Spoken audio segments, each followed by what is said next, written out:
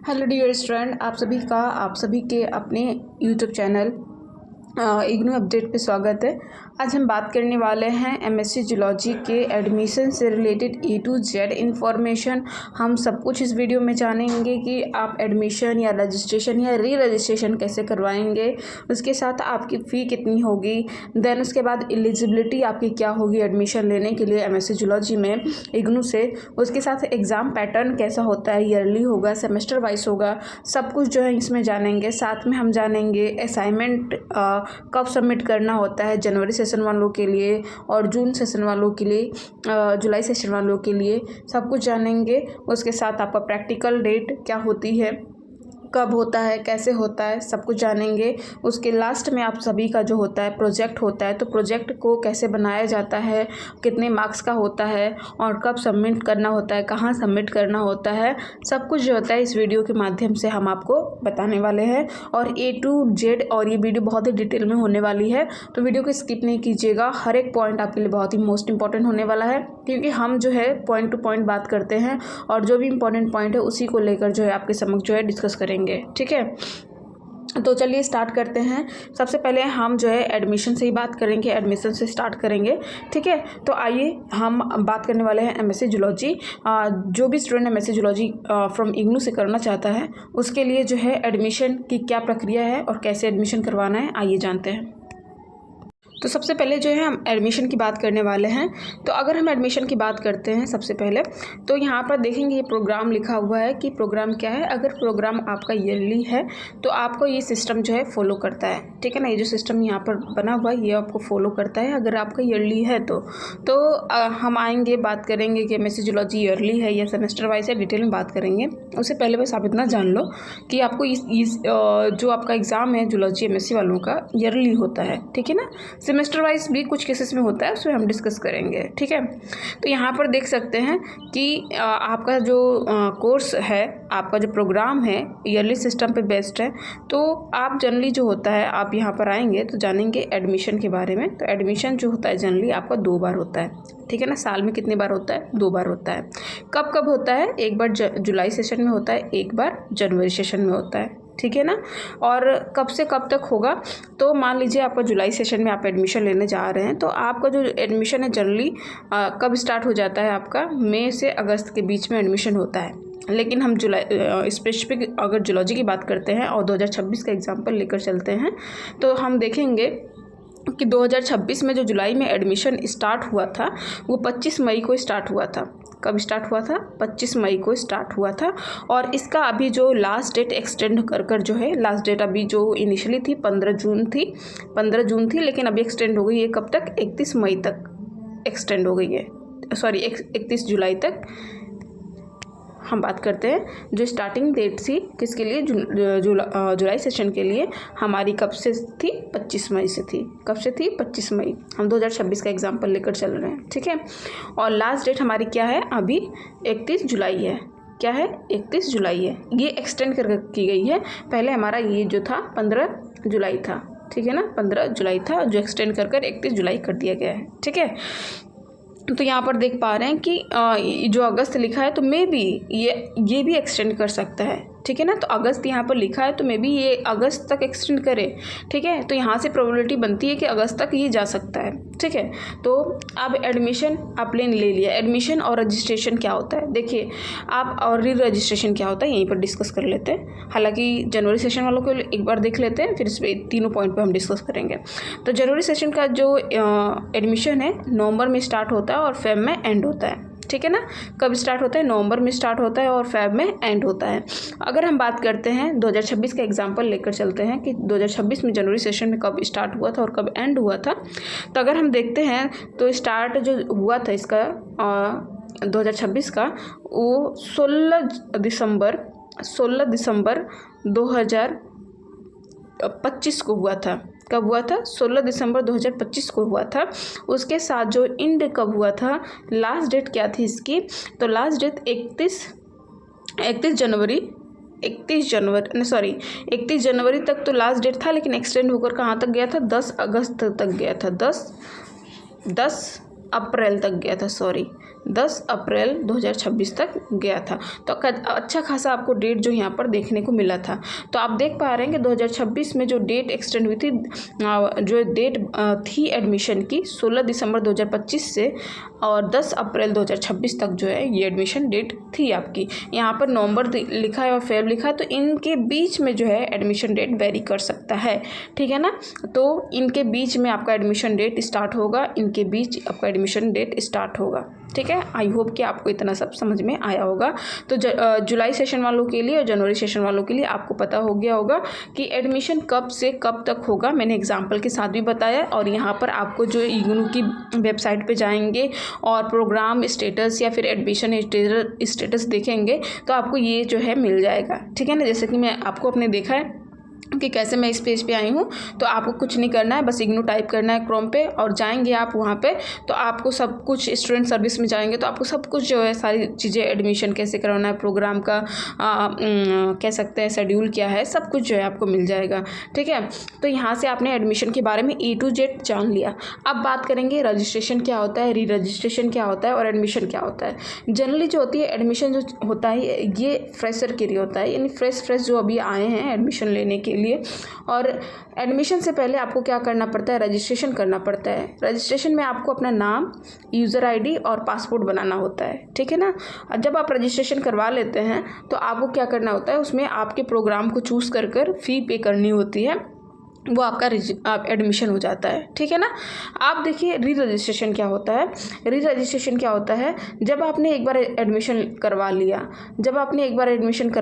और 1 साल के लिए करवा लिया तो क्या होता है, एक मान लीजिए 2 साल का आपका प्रोग्राम है, 2 साल का आपका प्रोग्राम है, ईयरली प्रोग्राम है, 2 साल का है। तो 1 साल के लिए तो आपने एडमिशन कर लिया और फ़ी भी पे कर दी, मान लीजिए, है नहीं, मान लीजिए आपने फ़ी भी पे कर दी, और जब फ़ी पे कर दी तो 1 साल का आपका काम ख़त्म हो गया।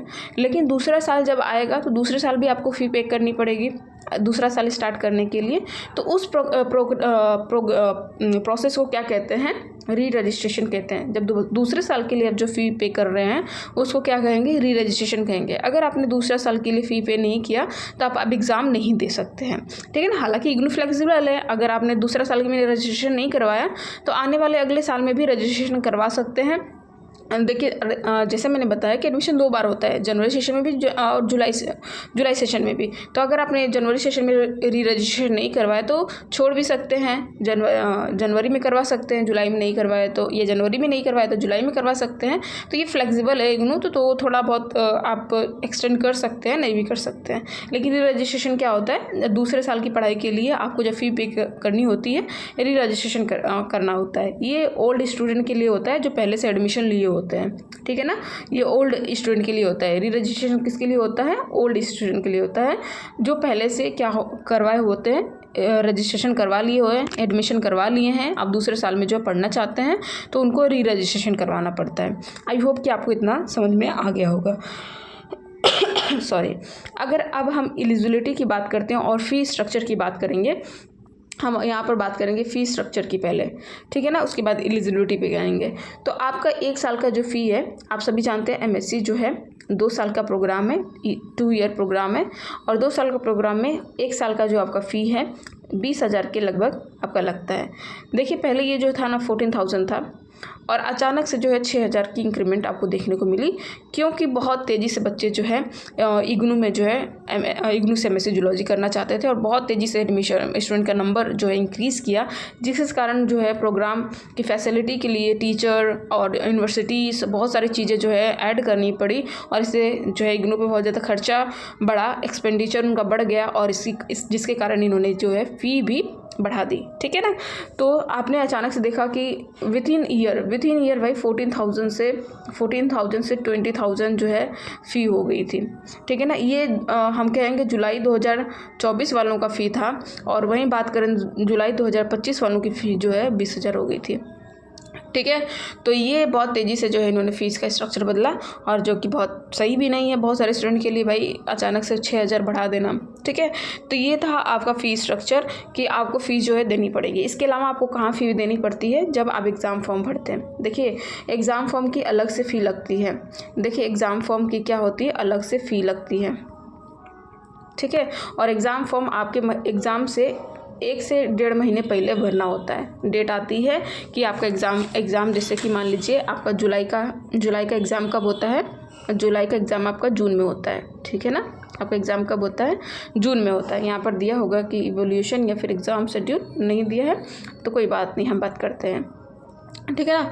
तो आपका जो एग्ज़ाम जो होता है जुलाई सेशन वालों का जून में एग्ज़ाम होता है, और जून में एग्ज़ाम होना है तो इसके लिए, इस एग्ज़ाम देने के लिए आपने पहले एडमिशन ले लिया। अब एग्ज़ाम फॉर्म भी भरना होगा आपको। एग्ज़ाम फॉर्म कम भरना होता है तो माइनस कर दीजिए, 2 महीना माइनस कर दिए, 1.5 महीना माइनस कर दीजिए, तो 1 से 1.5 महीने पहले जो आपका एग्ज़ाम फॉर्म भरने की डेट आ जाती है कि जिन स्टूडेंट को जून में एग्ज़ाम देना है वो एग्ज़ाम फॉर्म भर लें, ठीक है ना। अगर आप ईयरली एग्ज़ाम दे रहे हैं, ईयरली एग्ज़ाम में होता ही है, ठीक है ना, सेमेस्टर वाइज में जाकर फंसना नहीं है आपको ईयरली एग्ज़ाम देना है। अगर आप ईयरली एग्ज़ाम दे रहे हैं तो आपको कितनी फ़ीस देनी पड़ी थी एग्ज़ाम फॉर्म की, तो ये लगभग 2200 के लगभग होती है, ठीक है ना, लगभग 2200 की होती है।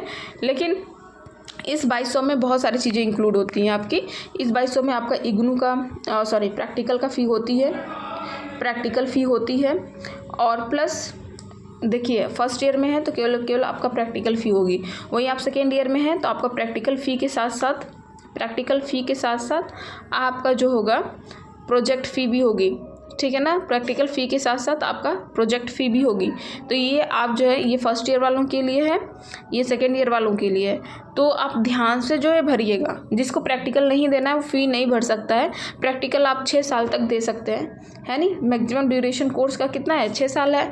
तो 6 साल तक जो है आप जो है, मिनिमम 2 साल का है, 2 साल से पहले आपको डिग्री नहीं मिलेगी। मैक्सिमम 6 साल का है, तो 6 साल में आप प्रैक्टिकल जो है नहीं दे पाते हैं तो एक्सटेंड कर आप विथिन 6 ईयर में कंप्लीट कर सकते हैं, ठीक है ना।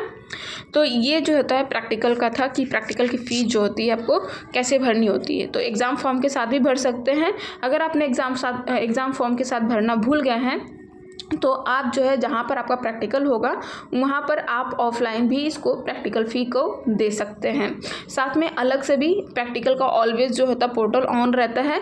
जब भी आपका प्रैक्टिकल होगा आप ऑनलाइन भी इसको कभी भी फॉर्म जो इसका फ़ी जो है पे कर सकते हैं। लेकिन मैं यही कहूँगी, जब भी एग्ज़ाम, मतलब आपको बहुत जल्दी डिग्री चाहिए तो आप जब भी एग्ज़ाम फॉर्म फिल करते हैं, उसी के साथ प्रैक्टिकल फ़ी भी दे दें, ताकि आपको ज़्यादा झंझट में ना पड़ना पड़े, ठीक है। प्रैक्टिकल फ़ी ज़्यादा नहीं होती है, 300 के लगभग, 200-300 के लगभग होती है, आप वहाँ से भर सकते हैं, ठीक है। तो ये था आपका फ़ी स्ट्रक्चर, ठीक है। तो फ़ी स्ट्रक्चर में लगभग आप देख सकते हैं कि 2000 से 2500 के बीच में तो आपका हो जाता है एग्ज़ाम फॉर्म फ़ी प्लस 20,000 जो होता है आपका ईयरली एडमिशन हो जाता है। तो ये आप देख पा रहे हैं लगभग आप 2200 या 22,000, 22,500 के लगभग आपकी जो ईयरली फ़ीस हो जाती है, ठीक है ना। ऊपर से आपका प्रैक्टिकल में आने जाने का खर्चा रहता है। प्रैक्टिकल जो होता है, मैं यहीं पर बता देती हूँ, आपका जो प्रैक्टिकल होता है, चलिए प्रैक्टिकल वाले शेड्यूल पे आएंगे तो उस पर हम बात करेंगे, ठीक है ना।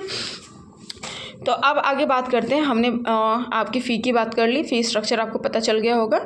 अब आगे हम बात करते हैं आपकी एलिजिबिलिटी की। आप जो एमएससी करने जा रहे हैं फ्रॉम इग्नू, तो जूलॉजी में, तो आपको क्या एलिजिबिलिटी आपकी होनी चाहिए। सबसे पहले क्या होनी चाहिए, सभी का जो बेसिक होना चाहिए बीएससी होना चाहिए। बेसिक किस में होनी चाहिए, जूलॉजी ऑनर्स भी हो सकता है। क्या जूलॉजी ऑनर्स भी हो सकता है, जूलॉजी मेजर भी हो सकता है, जूलॉजी जनरल भी हो सकता है, ठीक है।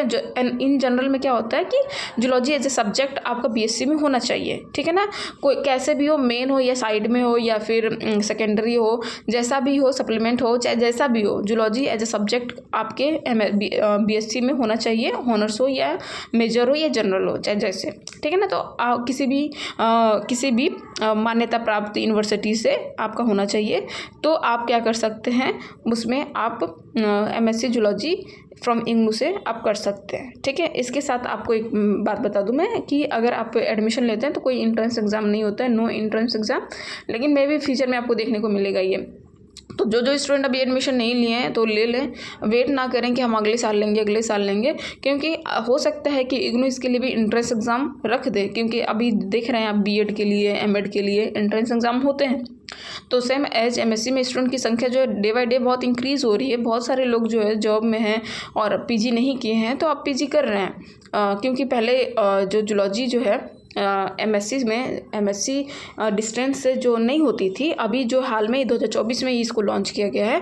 तो 2024 से जैसे ही सबको पता चला कि जूलॉजी होने लगा है इग्नू में और डिस्टेंस से हम पढ़ सकते हैं, तो इसके लिए बहुत सारे स्टूडेंट जो है फॉर्म भर रहे हैं। अब बहुत सारे को भी नॉलेज भी नहीं है, बहुत सारे को नहीं पता है कि आप इग्नू से जूलॉजी से एमएससी कर सकते हैं, जिसके कारण जो होती है number of student day by day increase कर रहे हैं और आने वाले समय में आपको एंट्रेंस एग्जाम देखने को मिल सकता है। उसके साथ इसमें कोई एज लिमिट नहीं है, नो एज लिमिट, ठीक है ना, नो एज लिमिट, ओके। इसमें कोई भी स्टूडेंट किसी भी एज का हो एडमिशन ले सकता है, ठीक है। तो ये था आपको फ़ी के बारे में और एलिजिबिलिटी के बारे में। तो आई होप इतना क्लियर हो गया। अब हम बात करेंगे कि आपका एग्ज़ाम ईयरली है या सेमेस्टर वाइज।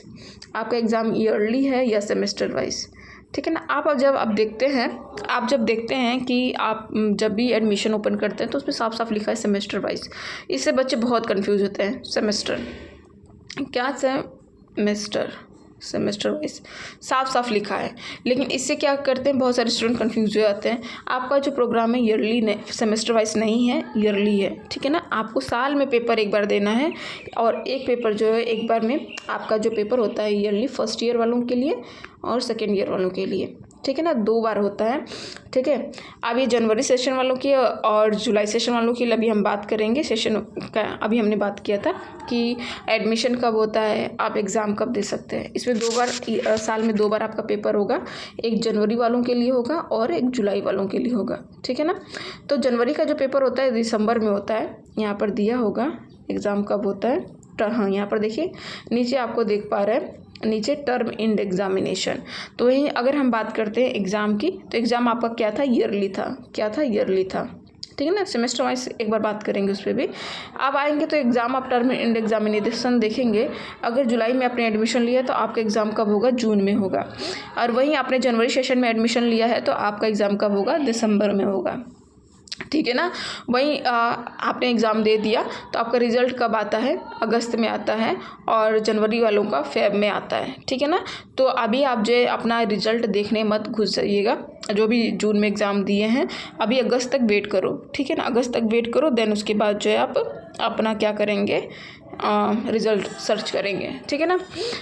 और वहीं एग्ज़ाम से पहले क्या करना पड़ता है, आपको क्या असाइनमेंट सबमिट करना पड़ता है, ठीक है ना। एग्ज़ाम देने से पहले आपको असाइनमेंट सबमिट करना पड़ता है। असाइनमेंट से आने से पहले मैं आपको बता दूं कि कुछ कंडीशन में जैसे कि आप फर्स्ट ईयर का एग्ज़ाम देने जा रहे हैं तो फर्स्ट ईयर में ना आप 2 बार सेमेस्टर वाइज दे सकते हैं, ठीक है ना। फर्स्ट ईयर में 2 बार सेमेस्टर वाइज दे सकते हैं, लेकिन सेकेंड ईयर में जैसे एंटर करेंगे वो जो है, जैसे सेकेंड ईयर में एंटर करते हैं आप जो है सेमेस्टर वाइज जो एग्ज़ाम फॉर्म भरा ही नहीं जाएगा, उस पर ऑप्शन ही नहीं आएगा। तो क्योंकि ये प्रोग्राम टोटली ईयरली है और सेकेंड ईयर में आपका जो है प्रोजेक्ट को ऐड कर दिया जाता है, आपको जो है प्रोजेक्ट बनाना होता है और इसमें जो होता है ऑप्शन नहीं आता है कि आप सेमेस्टर वाइज एग्ज़ाम दें। देखिए बहुत सारे बच्चे मेरे से पूछते हैं कि ईयरली दें या सेमेस्टर वाइज दें, और शुरू में आए होते हैं तो उनको फर्स्ट ईयर वालों को सेमेस्टर वाइज का ऑप्शन दे देता है। लेकिन बात ये है कि जैसे आप सेकेंड ईयर में एंटर करते हैं वहाँ सेमेस्टर वाइज का फॉर्म भरा ही नहीं जाता है, ऑप्शन ही नहीं आता है। तो क्योंकि ये तो प्रोग्राम ही ईयरली वाइज है तो सेमेस्टर वाइज आपको ऑप्शन क्यों देगा। लेकिन बात जो आ जाती है फर्स्ट ईयर वालों के लिए, अभी नए आए होते हैं फॉर्म जब भरने जाते हैं एग्ज़ाम फॉर्म, तो वहाँ सेमेस्टर वाइज का ऑप्शन आ जाता है, जिसके कारण वो कंफ्यूज हो जाते हैं कि ये ईयरली है कि सेमेस्टर वाइज है, ठीक है ना। इवन मैं भी बहुत कंफ्यूज थी। तो यहाँ पर आप जब देखेंगे तो आपको जो मैं बता देती हूँ, आपको ईयरली एग्ज़ाम देना है, ओके, ईयरली देना है, ना कि सेमेस्टर वाइज, समझे ना। तो ये मैं इसीलिए बार बार बोल रही हूँ कि ईयरली है। भले ही आपको जो एक बार ऑप्शन आ जाएगा सेमेस्टर वाइज का फर्स्ट ईयर में, लेकिन सेकेंड ईयर में एंटर करते ही आपको सेमेस्टर वाइज फॉर्म भरा ही नहीं जाएगा, ऑप्शन ही नहीं आएगा भरने का। तो आपको ईयरली ही फॉर्म भरना पड़ता है सेकेंड ईयर में, ठीक है ना। अब आते हैं असाइनमेंट पे, बैकग्राउंड में जो साउंड आ रहा है उसको इग्नोर कीजिएगा, ठीक है ना। अगर हम असाइनमेंट में आते हैं तो असाइनमेंट का मार्क्स अगर हम बात करते हैं, आपके असाइनमेंट का मार्क्स देखिए एग्ज़ाम, एक मिनट आगे असाइनमेंट पे बढ़ने से पहले मैं आपको बता देती हूँ, बच्चे को कन्फ्यूज़न रहता है जब बच्चा एडमिशन लेने जाता है। जब बच्चा एडमिशन लेने जाता है तो उसमें बहुत सारा उनको कन्फ्यूज़न रहता है कि हमारे फर्स्ट ईयर में कौन कौन से सब्जेक्ट हैं। तो यहीं पे मैं आपको सब्जेक्ट भी बता देती हूँ कि आपके फर्स्ट ईयर में कौन कौन से सब्जेक्ट हैं, सेकेंड ईयर में कौन कौन से सब्जेक्ट हैं। हालाँकि आप फर्स्ट ईयर पढ़ते हैं तो सेकेंड ईयर के बारे में धीरे धीरे सारी चीज़ें जो है आपको अपने आप पता चल जाती है। तो दिक्कत आती है फर्स्ट ईयर वालों के लिए जो फ्रेशर हैं, ठीक है ना। तो यहाँ पर अगर मैं बात करती हूँ तो फर्स्ट ईयर वालों में कौन कौन से सब्जेक्ट हैं, ध्यान से देखिएगा। जब भी एग्ज़ाम फॉर्म भरिएगा तो कौन कौन से सब्जेक्ट आपको चूज़ करने हैं देख लीजिए, ठीक है ना। कोड में बता रही हूँ, बाकी नाम जो है आप कोड के अनुसार सर्च कर लीजिएगा। सब्जेक्ट कोड देखिए पहला क्या है, MZO001, ये आपका फर्स्ट ईयर में है। MZO002, देखिए आप कहेंगे कि इग्नू में आया है ना, तो इग्नू में सब्जेक्ट का कोड चलता है। यानी कि मान लीजिए कि जैसे आपने बीएससी किया था तो बीएससी में भी अलग अलग पेपर थे ना, तो वैसे ही इसमें भी अलग अलग पेपर होते हैं। और फर्स्ट ईयर में लगभग 8 पेपर आपको देने होते हैं, तो हर पेपर का यहाँ कोड दिया होता है। जैसे कि मान लीजिए इस पेपर का नाम है मॉलिक्यूलर सेल बायोलॉजी नाम है, तो इसका कोड दे दिया है MZO001, ठीक है ना। आपके कोर्स कोड का भी नाम है, MSc जो करने जा रहे हैं ना, तो उसमें कोर्स कोड आपको चुनना पड़ता है। तो उसमें कोर्स कोड आपका क्या है, MSc ZOO आपका जो है प्रोग्राम कोड है, ठीक है ना। आपका प्रोग्राम कोड क्या है, आपके MSc का प्रोग्राम कोड क्या है, MSc ZOO, ठीक है ना, याद रखिएगा। उसके साथ आपका जो कोर्स कोड है, आपका कोर्स कोड है, सब्जेक्ट कोड को ही कोर्स कोड कहते हैं।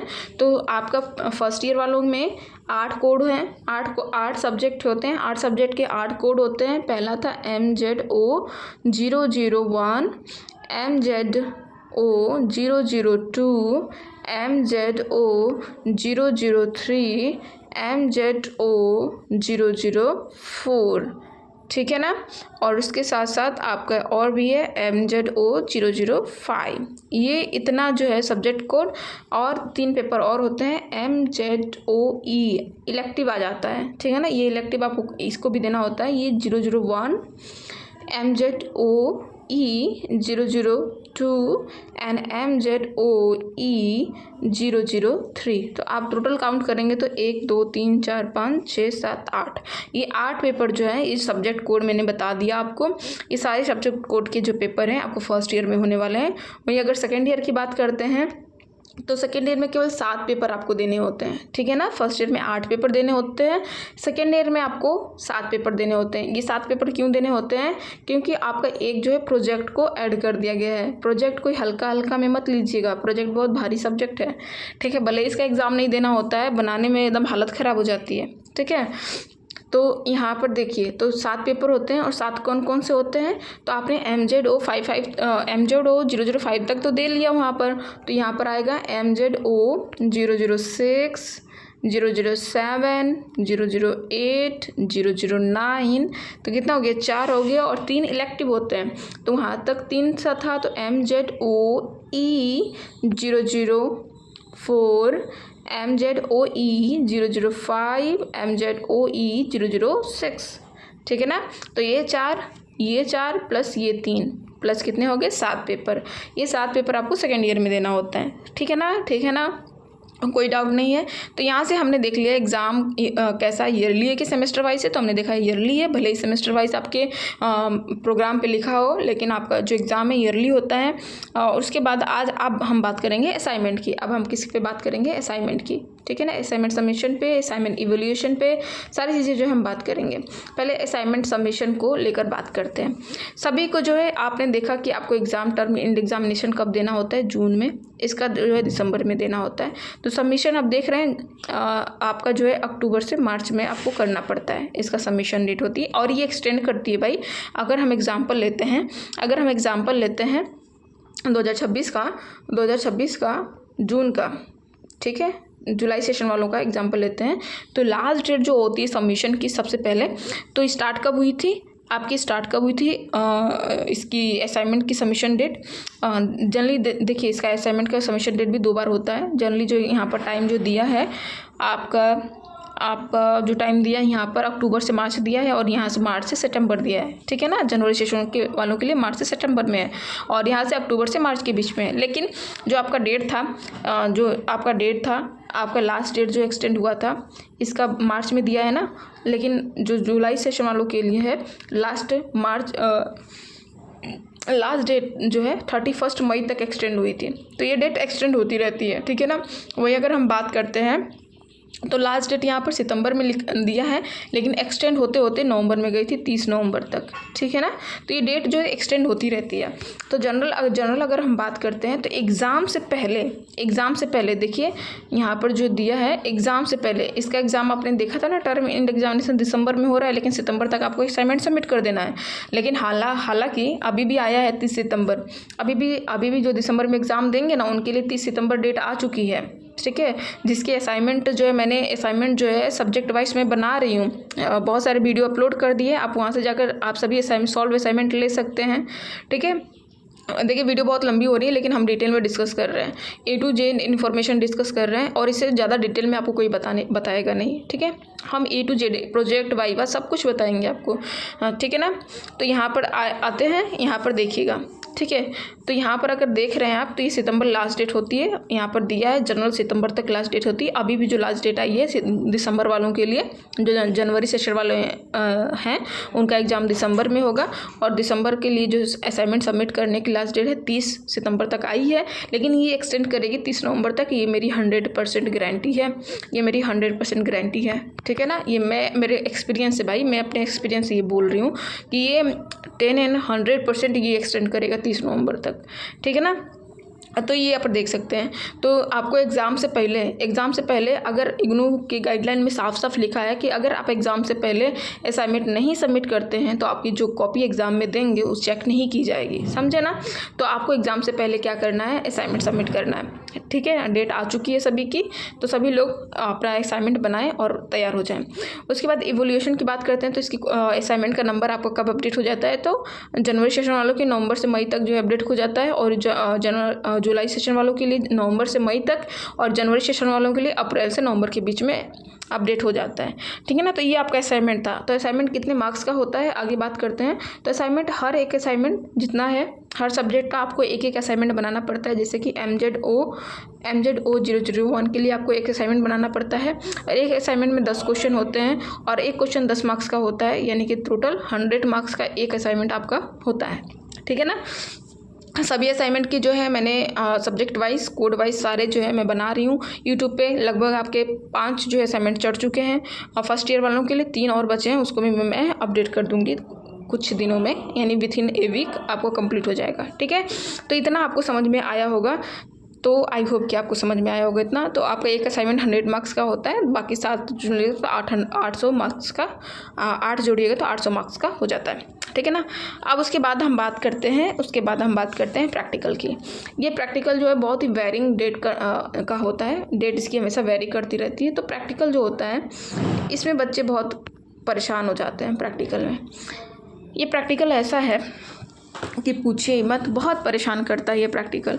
जॉब वालों के लिए तो ये बहुत ही ख़तरनाक है, क्योंकि इसमें जो होता है ये साल का 28 दिनों का होता है। एक साल में 28 दिन का होता है और दूसरे साल में भी 28 दिन का होता है। तो टोटल हम मान लेते हैं ये हो जाता है 56 डेज़ का पूरा कंप्लीट हो जाता है, जिसमें आपको जो है मान लीजिए कि कह सकते हैं हर सेमेस्टर में 3 दिन का रिलीफ मिलता है, तो 4 है तो 12 दिन का आपका रिलीफ मिलेगा। 12 दिन 56 डेज़ में आप माइनस कर दीजिएगा। जब 56 डेज़ में आप 12 दिन माइनस करते हैं तो जो भी दिन बचता है आपको उतना दिन का प्रैक्टिकल क्लासेस करना कंपलसरी होता है। और हाँ, अलग अलग सेंटर में, स्टडी सेंटर में इसका शेड्यूल कम बेसी किया जाता है, दिन कम बेसी होते हैं। किसी स्टडी सेंटर में तो बस एक दिन बुलाते हैं, किसी स्टडी सेंटर में बहुत स्ट्रिक्टली है भाई, आपको 14 डेज़ जाना ही होता है, मतलब 28 डेज़। 14 डेज़ मैंने इसलिए बोला है कि एक सेमेस्टर वाइज अगर बात करते हैं तो 28 डे एक साथ स्टूडेंट रह नहीं पाते हैं। और गवर्नमेंट टीचर हैं, गवर्नमेंट में जॉब करते हैं, तो 28 डे कंटिन्यू छुट्टी भी नहीं मिलती है। तो ये थोड़ा इसको तोड़ कर 14 दिनों का करते हैं और 14 दिन में 3 दिन का आपको रिलीफ दे देंगे, यानी 11 दिनों का आपको करना ही होता है, ठीक है ना। यानी 44 डेज़ का, यानी कितना 44 डेज़ का आपको करना कंपलसरी है पूरे दोनों साल का मिलाकर, ठीक है। तो ये जो होता है आपको करना होता है, ये कंपलसरी है और ये बहुत ही प्रॉब्लमेटिक भी है क्योंकि गवर्नमेंट जॉब वालों को इतनी छुट्टी नहीं मिलती है। CLEL मिला दे तो भी नहीं इतनी छुट्टी होती है कि 44 डेज़ का छुट्टी मिल ले सकें। जो प्रोविज़न पीरियड में है उनके लिए तो खासकर बहुत दिक्कतें सहने को मिलती है प्रैक्टिकल में। और प्रैक्टिकल जो होता है आपको करना ज़रूरी होता है और हर एक प्रैक्टिकल जो 14 डेज़ का होता है 100 मार्क्स का होता है, ठीक है ना। और हर एक दिन का आपका 10 मार्क्स चढ़ता है। एक दिन का आपको कितना जाता है, हर एक दिन का अगर एक दिन आपने क्लास अटेंड किया तो आपको 10 मार्क्स मिलेगा, दूसरे दिन किया तो 10 मार्क्स मिलेगा। ये जो 14 दिन का करेंगे ना उसको पूरा फुल मार्क्स मिलता है। और यही 3 दिन जो आप करते हैं ना उसका 3 दिन का मार्क्स भी कट जाता है। तो ये आपका जाने के कितना आपका अटेंडेंस है उसके अनुसार जो है आपका जो होता है मार्क्स भी मिलता है। मिनिमम आपको जो अटेंडेंस बनाना होता है 75% जो होता है प्रैक्टिकल में अटेंडेंस आपका होना चाहिए। अगर 75% से आपका प्रैक्टिकल में कम अटेंडेंस है तो वहाँ पर आपका प्रैक्टिकल फेल माना जाता है, समझे ना। तो आपको 75 डेज़ मतलब कि आपको 10 डेज़ मिनिमम आपको वहाँ पर रहना ही रहना है। इससे कम रहेंगे तो आपके प्रैक्टिकल का मार्क्स आपका अपडेट नहीं किया जाएगा, ठीक है। तो अगर हम बात करते हैं ये प्रैक्टिकल की डेट जो होती है MSc जूलॉजी वालों के लिए जो इग्नू जारी करता है प्रैक्टिकल डेट उस शेड्यूल में नहीं रहती है क्योंकि ये प्रैक्टिकल कोई एक दिन का नहीं है। कॉलेज पे डिपेंड करता है कि कॉलेज अपने अनुसार शेड्यूल कैसे बनाता है और कैसे लेता है। तो लोग जो होता है जैसे इग्नू अपना प्रैक्टिकल शेड्यूल अनाउंस करता है तो लोग जाकर उस पर सर्च करते हैं और उस पर आपको MSc जूलॉजी वालों का प्रैक्टिकल शेड्यूल नहीं दिखता है। तो लोग घबराने लगते हैं, बच्चे स्टूडेंट घबराने लगते हैं कि ये हमारा तो शेड्यूल आया ही नहीं। तो शेड्यूल इसलिए नहीं आता है क्योंकि हर स्टडी सेंटर वाले अपना शेड्यूल अपने से जारी करते हैं, ठीक है ना। अपना शेड्यूल अपने से जारी करते हैं। जैसे कि अगर हम बात करते हैं अभी 2026 जनवरी वालों के लिए, जुलाई सेशन वालों के लिए बात करें या जनवरी सेशन वालों के लिए बात करते हैं तो 2026 जुलाई सेशन की बात करते हैं। तो अभी देखिए प्रैक्टिकल एग्ज़ाम के बाद ये एग्ज़ाम से पहले भी हो सकता है और बाद में भी हो सकता है ये आपके स्टडी सेंटर के ऊपर डिपेंड करता है, ठीक है ना। वहाँ के जो कोऑर्डिनेटर होंगे उस पर डिपेंड करता है, ठीक है। एग्ज़ाम से पहले भी बाद में बहुत सारे स्टडी सेंटर में एग्ज़ाम से पहले अप्रैल से स्टार्ट हो जाता है, ये मान लेते हैं अप्रैल से स्टार्ट हो जाता है और अगस्त तक जो है ये चलता है। तो ये जो आपका जुलाई सेशन है, जुलाई सेशन का एग्ज़ाम जून में होता है। तो अप्रैल, मार्च, मई, फिर जून में आपका नहीं होगा क्योंकि जून में आपका एग्ज़ाम होता है, जुलाई में भी एग्ज़ाम होता है। तो जुलाई में भी हो सकता है, अगस्त में भी हो सकता है, आपको देखेंगे। तो ये जो प्रैक्टिकल है वेरी कर सकता है। तो आपको कैसे पता चलेगा कि आपका प्रैक्टिकल कहाँ हो रहा है, कैसे हो रहा है। तो आपको जो आपने एग्ज़ाम जब भी एडमिशन लिया होगा तो स्टडी सेंटर का नाम डाला होगा ना, तो स्टडी सेंटर का कॉन्टैक्ट नंबर आप गूगल से कर लेंगे सर्च, क्रोम से कर लेंगे सर्च, ईमेल आईडी नंबर आपको सब कुछ जो है अवेलेबल होता है क्रोम पे, वहाँ से जाकर सर्च करेंगे और फिर देन कॉन्टैक्ट करेंगे कि आपका प्रैक्टिकल कब होगा। तो सारे जो है बहुत ही पोलाइटली आपको आपका शेड्यूल बता देते हैं, ठीक है ना। तो ये आपको पता चल गया होगा कब होना है, ठीक है ना। वही अभी हमने जनवरी सेशन की बात की, अगर ये जुलाई सेशन की बात करी, वही अगर हम जनवरी सेशन की बात करें तो आपका प्रैक्टिकल कब होता है। देखिए यहाँ पे लिखा है कॉन्टैक्ट प्रोग्राम, जैसे थ्योरी हो गया, प्रैक्टिकल हो गया, तो अगस्त मई यहाँ पर दिया है। लेकिन हालांकि ये वेरी करता है, ज़रूरी नहीं किसी के अकॉर्डिंग हो। ये जनरल के लिए जिसका 1-2 दिन का प्रैक्टिकल होता होगा उनके लिए, लेकिन जूलॉजी वालों का स्पेशल चलता है भाई, ठीक है ना। लेकिन इन्हीं के बीच में रेंज में हो जाता है, ठीक है ना। जनरल ये रख देते हैं लेकिन इन्हीं के बीच होता है, थोड़ा स्टडी सेंटर अपना बदल भी सकता है, ठीक है। अगर बात करते हैं जनवरी सेशन वालों के लिए, तो जनवरी सेशन वालों के लिए जो होता है दिसंबर से मार्च के बीच में प्रैक्टिकल होते हैं, ठीक है ना, दिसंबर से मार्च के बीच में, ठीक है। अब आगे बढ़ते हैं, last and this is last topic of this video, और ये है प्रोजेक्ट। ये प्रोजेक्ट बहुत रुलाता है भाई सबको। क्यों रुलाता है भाई बताएंगे। प्रोजेक्ट देखिए, सेकेंड ईयर में आपको प्रोजेक्ट बनाना होता है। देखिए जैसे सेकेंड ईयर स्टार्ट हुआ आप प्रोजेक्ट स्टार्ट कर देंगे। जैसे आप प्रोजेक्ट बनाते हैं थर्ड सेमेस्टर के एंड तक और फोर्थ सेमेस्टर के एंड तक आपको, हालांकि इसको फोर्थ सेमेस्टर में रखा गया है, इसको कहाँ रखा गया है, फोर्थ सेमेस्टर में रखा गया है। लेकिन आपको थर्ड सेमेस्टर जैसे एंड होता है, यानी कि सेकेंड ईयर का 6 मंथ जैसे कंप्लीट होता है, आपको इस प्रोजेक्ट को सबमिट कर देना है, ठीक है ना। कब सबमिट करना है, जैसे ही सेकेंड ईयर का 6 मंथ कंप्लीट होता है। इसका पोर्टल खुलता है टाइम से, हमेशा नहीं खुलता है, जब भी सबमिट करना रहता है। अभी देखिए सितंबर में इसका पोर्टल खुलेगा, सितंबर में नहीं, मुझे लग रहा है कि नवंबर से जनवरी के बीच में इसका जो पोर्टल खुलेगा प्रोजेक्ट सबमिशन का, तो आप जो है जाकर यहाँ पर जो है सबमिट करेंगे, ठीक है ना। तो आप जो है प्रोजेक्ट सबमिट कर सकते हैं। और प्रोजेक्ट सबमिट करने से पहले आपको प्रोजेक्ट बनाना होता है। जैसे कि आप अपने से भी प्रोजेक्ट बना सकते हैं, ठीक है ना। मैंने प्रोजेक्ट का भी एक वीडियो अच्छा खासा डाल रखा है कि प्रोजेक्ट बनाना कैसे है आपको। मैंने अपना खुद का प्रोजेक्ट वहाँ पर डाला है, आप जाकर देख सकते हैं। तो वहाँ पर जाकर देखेंगे आप लोग, तो एक पूरी कॉपी रहती है नहीं, कम से कम 87 पेज या फिर 80 पेज के लगभग बनाएंगे तो अच्छा खासा नंबर मिलता है आपको, ठीक है। तो ये प्रोजेक्ट जो होता है जनरली मैंने तो LD बुक्स वाले से बनाया था, LD बुक वाले से बनवाया था, ठीक है ना। तो जनरली सब जो होते हैं ये कंपनी है और इसी से बनवाती है, जनरली लोग इसी से बनवा लेते हैं, ठीक है। तो आप भी क्या करोगे, इसी से बनवा लोगे, ठीक है। आप क्या करोगे, इसी से बनवा लोगे। अगर आप कैपेबल हो खुद से बनाने के लिए तो आप खुद से भी बना सकते हो। ये 3000 रुपये लेता है डायरेक्ट, ये 3000 रुपये लेता है और बना देता है आपका, ठीक है। उसके साथ अगर हम बात करते हैं, उसके बाद अगर हम बात करते हैं कि आप प्रोजेक्ट बनवाने जा रहे हो तो एक ऐसा टॉपिक चूज़ कीजिएगा।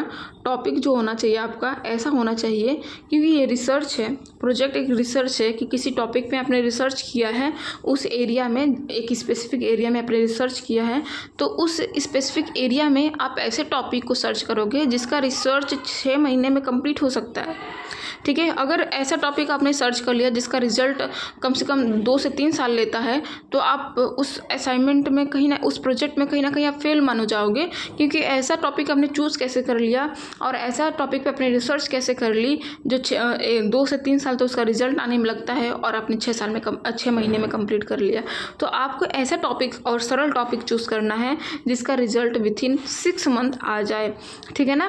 जैसे कि पॉल्यूशन पे, जैसे कि फिशरीज पे, जैसे कि माइग्रेशन भी देखते हैं तो 1 साल तो लेता है माइग्रेशन। बर्ड माइग्रेशन लेंगे तो हैचिंग के लिए जो होती है, बहुत सारी बर्ड जो होती है एक जगह से दूसरे जगह जाती है, तो ऐसी चीज़ें जो है आप चूज़ कर सकते हैं। हालांकि पॉल्यूशन का डिटेक्शन भी आप देखेंगे तो within week, within day, within month आप कर सकते हैं, ठीक है ना। तो ऐसे ऐसे टॉपिक आप चूज़ कीजिएगा। ये नहीं कि जेनेटिक्स पे चले जाएं, ये नहीं कि जीन या DNA पे चले जाएं, तो वहाँ पर जो है बहुत तो कह सकते हैं टाइम टेकिंग ये सब सारी चीज़ें होती हैं, तो इन पर रिसर्च करना थोड़ा मुश्किल है और बच्चे ना जाने ऐसे चूज़ कर लेते हैं, समझ नहीं आता है कैसे, ठीक है। तो ये सारी चीज़ें तो आप प्रोजेक्ट की थी। तो प्रोजेक्ट आपको देखिए बनाने से पहले बहुत सारी चीज़ें होती हैं जो मैंने सीक्वेंस बहुत अच्छे से बताया है, उसको जाकर आप देख लेना, ठीक है ना। कैसे क्या करना होता है प्रोजेक्ट में सब कुछ मैंने बताया है। तो मैं यहाँ पर जो बताऊँगी तो वीडियो अच्छी खासी लॉन्ग हो जाएगी। अब मैं इतना बता देती हूँ, प्रोजेक्ट 80 नंबर का होता है और 20 नंबर का इसमें वाइवा होता है। वाइवा के लिए अलग से बुलाया जाता है आपको कॉलेज पे, और वहीं प्रोजेक्ट जो होता है आपको मैदान गढ़ी दिल्ली में जमा करना होता है, ठीक है ना। प्रोजेक्ट की 3 कॉपियाँ बनती हैं। प्रोजेक्ट की जो होती है 3 कॉपियाँ आपको बनानी पड़ती है, 3 कॉपी बनानी पड़ती है। एक कॉपी आपको अपने पास रखनी पड़ती है, एक कॉपी आपको आपके जो सुपरवाइज़र हैं उनको सबमिट करना पड़ता है, और एक कॉपी आपको इग्नू की मैदान गढ़ी दिल्ली में सबमिट करना पड़ता है बाय द पोस्ट, ठीक है ना। तो ये सारी डिटेल हो गई आपके सारे। आप बात करते हैं फाइनल रिजल्ट आपका कब आता है, सारी चीज़ें हो जाने के बाद। तो डिक्लेरेशन कब होता है, तो डिक्लेरेशन आप यहाँ पर देखेंगे, इसको थोड़ी ऊपर कर देते हैं। रिजल्ट डिक्लेरेशन जनरली हो जाता है अगस्त में हो जाता है और जनवरी सेशन वालों के लिए फेब में होता है, ठीक है। तो ये यहाँ पर ये वीडियो कंप्लीट होती है। आज के लिए बस इतना ही। धन्यवाद, bye bye, take care. I hope इसके बाद भी कोई क्वेरी आपकी बचती है तो please call me and comment box में कमेंट कीजिए। मैं ये जो वीडियो इन्होंने एक लोगों ने कमेंट किया था, बैकग्राउंड में जो होता है पूजा हो रही है, साउंड आ रहा है, उसको इग्नोर कीजिएगा, मेरी बातों पे ध्यान दीजिएगा। इसके बाद भी कोई क्वेरी आपकी रह जाती है तो please please please comment box में कमेंट कीजिए ताकि मैं आपके हर प्रॉब्लम की सॉल्यूशन कर सकूँ। Bye bye, take care.